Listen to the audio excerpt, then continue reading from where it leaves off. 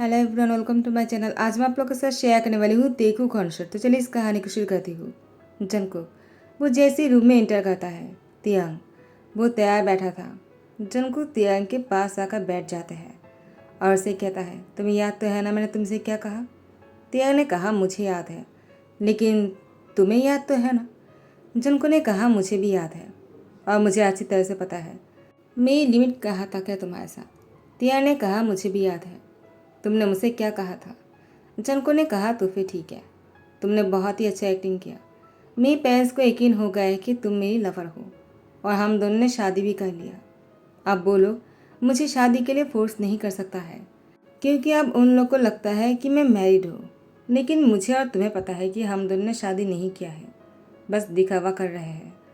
त्यान ने कहा, और हाँ, दोबारा तुम इस बात को रिपीट मत करना, अगर किसी ने सुन लिया तो। जनको ने कहा, अगर कोई नहीं सुनेगा तो मैं क्या कह रहे हो? हम दोनों हमारे रूम में हैं और मेरे रूम में मेरे परमिशन के अलावा कोई नहीं आ सकता है। त्यान ने कहा, लेकिन मैं तो आ सकता हूँ ना। जनको ने मुस्कुराते कहा, हाँ तुम आ सकते हो, जब तक हम कांटेक्ट में हैं। त्यान ने कहा, मैं बहुत थक गया हूँ तो मैं सो जाता हूँ, तुम भी सो जाना। जनको ने कहा, क्या हुआ, तुम बेड पर सो रहे हो क्या? त्यान ने कहा, तो फिर क्या, कहे तुम मुझे ज़मीन पर तो सोने के लिए नहीं कहने वाले हो ना? देखो, मुझे पता है कि मैं तुम्हारे जितने पैसे वाला नहीं हूँ, लेकिन मैं भी तो इंसान हूँ ना। मैं अगर ज़मीन में सो जाऊँगा तो मैं एक्टिंग कैसे कर पाऊँगा? तो मुझे ज़मीन में मत सोने के लिए कहना, मैं ज़मीन में नहीं सोने वाला हूँ। जनको ने कहा, नहीं नहीं, मैं ऐसा क्यों कहूँगा, तुम बेड पर ही सो जाओ। लेकिन अगर मैं भी बेड पर सो जाऊँ तो मेरे कोई प्रॉब्लम तो नहीं होगा? क्या मैं बेड शेयर कर सकता हूँ तुम्हारे साथ? तिया ने कहा, मुझे कोई प्रॉब्लम नहीं। वैसे भी मैं जब एक्टिंग करता हूँ बहुत सारे लोग मेरे साथ बेड पर आते हैं, तो मुझे। जनको ने कहा, क्या, तो इसका मतलब तुम बहुत से लोगों के साथ बेड पर गए हो? जनको की फेस पर एक बहुत ही गुस्से वाली भाव था। तिया ने कहा, क्यों, तुम मुझसे ऐसे क्यों पूछ रहे हो, जैसे कि तुमने कुछ ऐसा सुन लिया जो तुमने एक्सपेक्ट नहीं किया होगा। मैं एक एक्टर हूँ और एक्टर होने के नाते मुझे बहुत से लोगों के साथ एक्टिंग करना पड़ता है और बेड पर भी जाना पड़ता है, लेकिन जैसा तुम सोच रहे हो वैसा कुछ भी नहीं है। जनको ने कहा, दोबारा तुम ऐसी काम नहीं करोगे। तिया ने कहा, तुम कहना क्या चाहते हो? मैं तुम्हारे साथ भी तो बेड पर आया हूँ ना।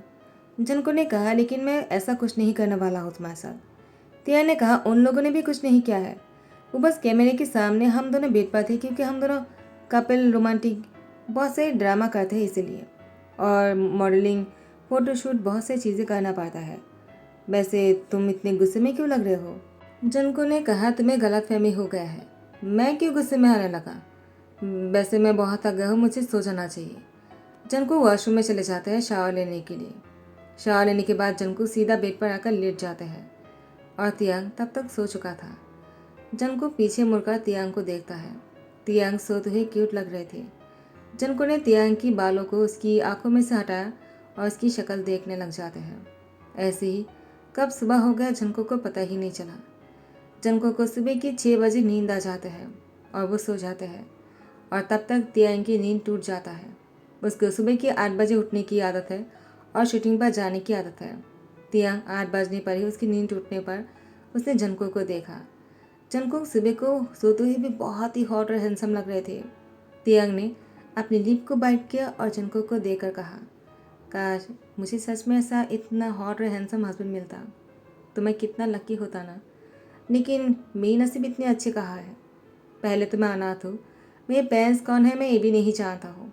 उन लोगों ने मुझे छोड़ दिया, शायद मैं उन लोगों के लिए ज़रूरी नहीं था। और ऊपर से मैंने शूटिंग पर जाना शुरू किया जब मैं 8 साल का था। फादर ने मुझे एक्टिंग स्कूल भेज दिया था, क्योंकि उन लोग को पहले से पता चल गया था कि मुझ में एक्टिंग की क्वालिटी है, तो फादर को मुझसे पैसे कमाने का मौका मिल गया। वैसे उनको भी तो पैसे चाहिए होंगे ना। और इसकी बात यह मुड़कर तैयार हो जाते हैं। वो निकलने वाले थे, जनको की नींद टूट जाता है। जनको ने कहा, क्या हुआ, तुम कहाँ जा रहे हो? तियांग ने कहा, तुम उठ गए? जनको ने कहा, हाँ मुझे उठना पड़ा। वैसे तुम इतनी जल्दी तैयार होकर कहाँ निकल रहे हो, भाग तो नहीं जा रहे हो तुम?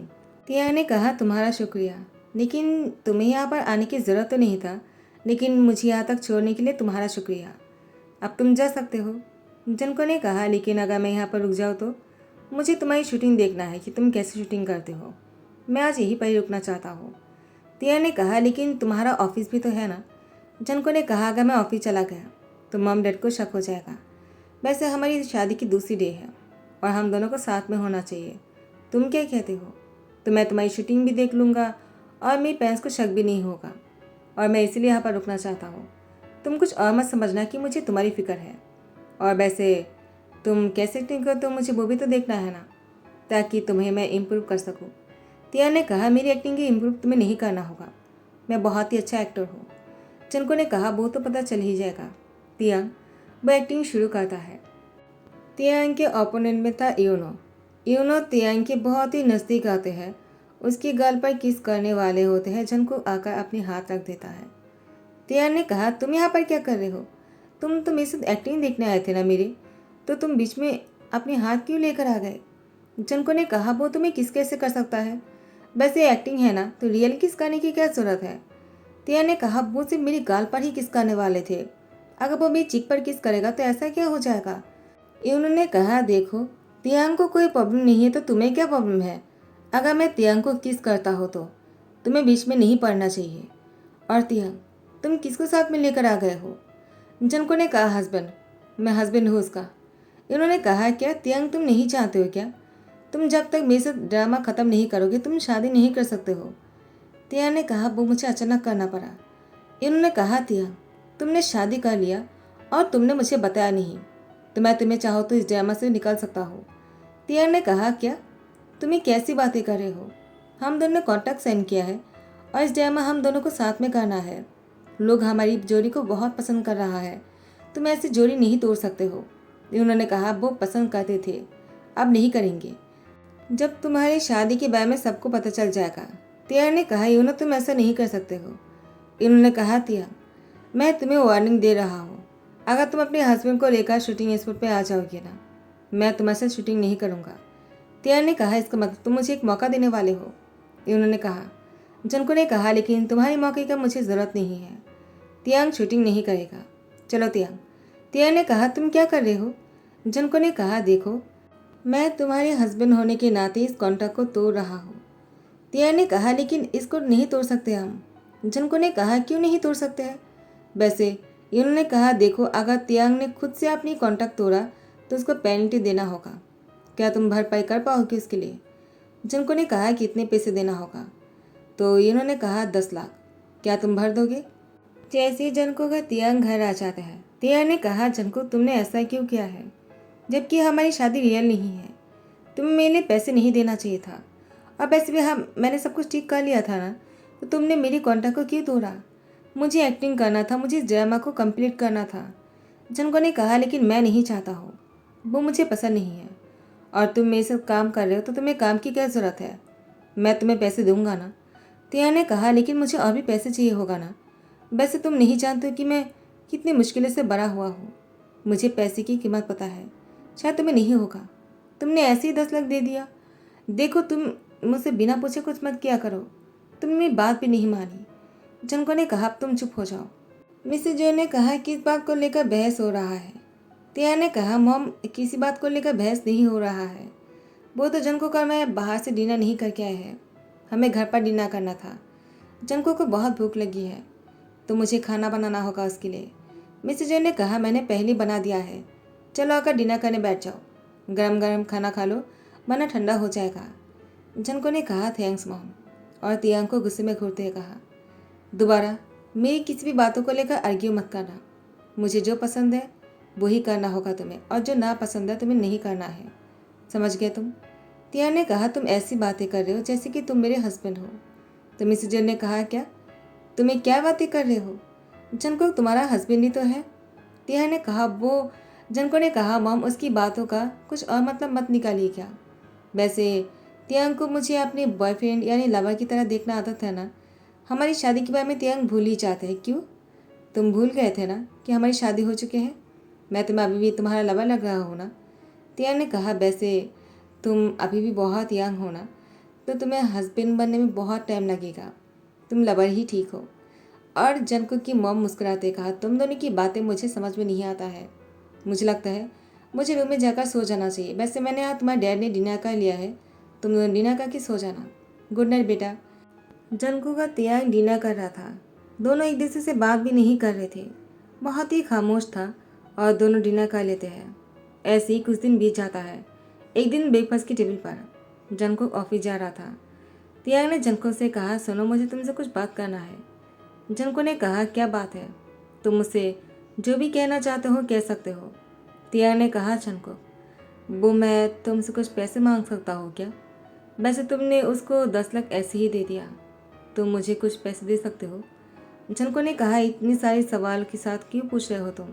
बस मांग लिया करो, या फिर मैं कहता हूँ तुम खुद से यूज़ कर लिया करो, इसको अपने पास रखो। तियांग ने कहा, ये क्या है? जनको ने कहा, मेरा कार्ड, और तुम जैसे चाहो इसको यूज़ कर सकते हो। तियांग ने कहा, क्या? लेकिन तुम मुझे क्यों दे रहे हो, जबकि तुम खुद भी जानते हो कि मैं तुम्हारी। तो जनको ने तियांग की लिप पर फिंगर रखते कहा, इससे आगे कुछ मत कहना, मैंने बस जो कहा बस उसको फॉलो करो।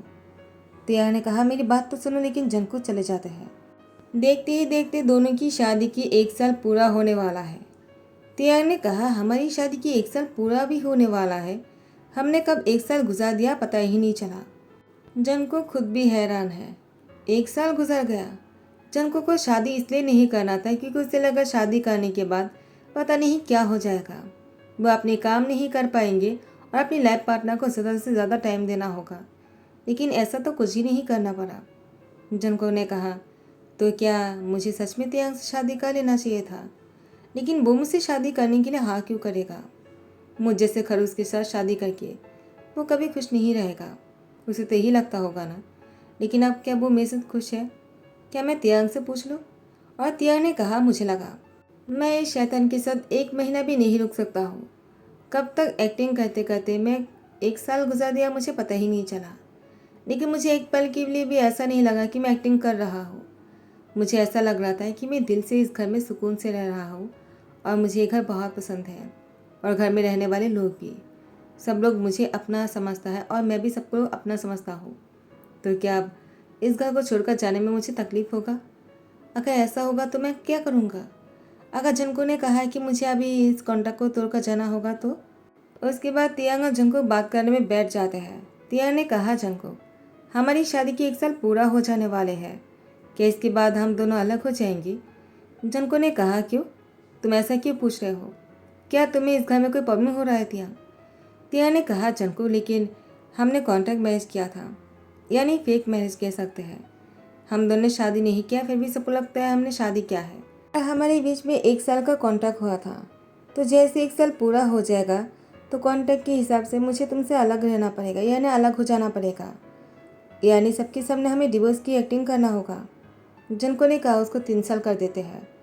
तियांग ने कहा, क्या?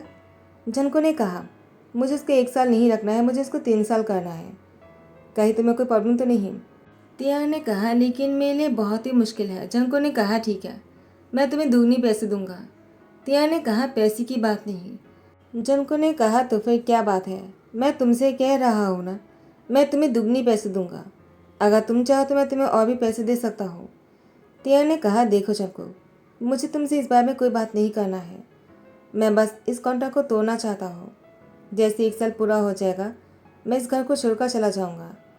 तियांग ये कहकर जाने ही लगता है। जनको ने तियांग की हाथ पकड़कर उसको रोक लिया और उसे कहा, अगर मैं तुम्हें जाने ना दूँ तो? तियांग ने कहा, लेकिन तुम मुझे जाने क्यों नहीं दोगी? जनको ने कहा, क्योंकि मैं नहीं चाहता हूँ तुम इस घर को छोड़कर चले जाओ और किसी और के साथ शादी कर लो। तियांग ने कहा, शादी? मैंने तुमसे कब कहा कि मैं शादी करने वाला हूँ? जनको ने कहा नहीं, लेकिन तुम करोगे तो ज़रूर ना। तियांग ने कहा, लेकिन मुझे अभी शादी नहीं करना है, नहीं इसके बारे में सोचना है। जनको ने कहा, तियांग चाहे जो कुछ भी हो जाए मैं तुम्हें नहीं जाने देना चाहता हूँ। तियांग ने कहा, लेकिन तुम फिर भी मुझसे ये नहीं कहोगे ना कि तुम क्यों नहीं चाहते कि मैं यहाँ से चला जाऊँ? जनको ने कहा, तुम क्या सुनना चाहते हो? तियांग ने कहा, कुछ भी नहीं, तुम कुछ मत कहना। ऐसे कहकर जनको की हाथ को झटक दिया तो जनको ने तियांग को पीछे से हक करते कहा, आई एम रियली सॉरी। तियांग ने कहा, सॉरी? जनको ने कहा, वो तो मुझे तुमसे कुछ और कहना था लेकिन मैं बोल नहीं पा रहा। तियांग ने कहा, तो फिर छोड़ो, मुझे भी नहीं सुनना है। जनको ने कहा, तियांग रुको, मैं कहता हूँ। वो अपने घुटनों पर बैठ जाता है और तियांग के सामने अपनी जेब में से एक रिंग निकालता है और कहता है, डू यू मैरी मी? तियांग ने कहा, क्या तुम कोई मजाक तो नहीं कर रहे हो ना? तुम्हारे पास अंगूठी कहाँ से आया? जनको ने कहा, डायमंड वर्ल्ड में मैंने अपने एक दोस्त के साथ गया था। मुझे पता नहीं था कि मुझे रिंग पसंद आ जाएगा तुम्हारे लिए, तो मुझे रिंग पसंद आ गया था, वो भी तुम्हारे लिए। लेकिन मैं तुम्हें ऐसी रिंग देने वाला हूँ, ये मुझे पता नहीं था। Tiang, do you marry me because I really love you? Tiang ने कहा, अगर तुम्हारा प्यार मेरे लिए सच्चा है और तुम मुझसे शादी करना चाहते हो, तो मैं भी तुमसे शादी करना चाहता हूँ, क्योंकि मैं भी तुमसे प्यार करने लगा हूँ जनको। जनको ने कहा, तियांग, इसका मतलब हाँ है। तियांग ने अपनी उंगलियों को आगे कर दिया। जनको ने उसमें रिंग पहना दिया और किस कर दिया। उसके बाद जनको तियांग के सामने खड़े थे। वो कुछ कह नहीं पा रहे थे, तो तियांग ने अपनी दोनों हाथों से जनको की गर्दन पकड़ लिया और तियांग की इस तरह से गर्दन पकड़ने के बाद जनको तियांग को अपनी गोद में उठा लिया और उसकी लिप पर किस करते बेडरूम तक लेकर पहुंचे। लगता है आज दो प्यार करने वाले हाथ पार कर ही देगा। दोनों बेडरूम तक पहुंचने के बाद एक दूसरे के कपड़े उतारने में बिजी हो जाते हैं और दोनों बहुत ही रोमांस कर रहे थे। इसी के साथ ही ध्यान कहता हो, आई होप कि आप लोग को पसंद आया हो। अगर पसंद आया तो लाइक कमेंट शेयर कर देना, सब्सक्राइब कर देना। Thank you so much, bye bye, take care.